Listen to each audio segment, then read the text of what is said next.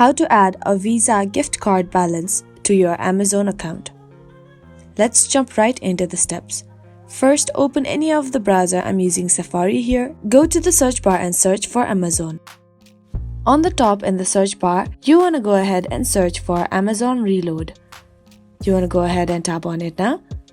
After that, you want to scroll down, and which one you prefer, you want to go ahead and tap on it. After that, you will reach the screen where you want to scroll down a little bit, and then in the section of amount, you want to go ahead and tap on others and put the amount that you got in the gift card. Tap on buy now.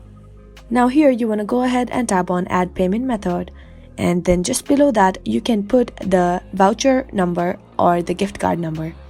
So that is how you can add Visa card balance to your Amazon account.